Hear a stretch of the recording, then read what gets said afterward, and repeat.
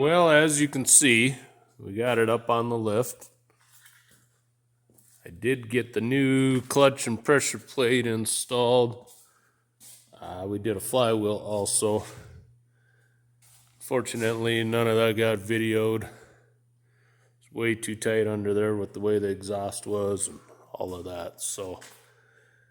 And the friend I had helping me wasn't real keen on being videoed either. So, it's just how it is.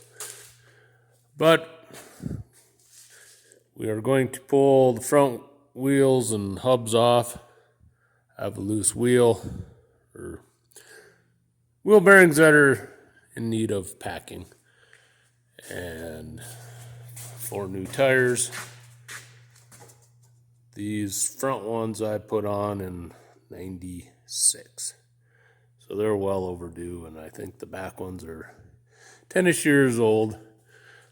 Haven't driven the truck in about 8 years, so gonna fix some fuel issues and everything else too. So stay tuned,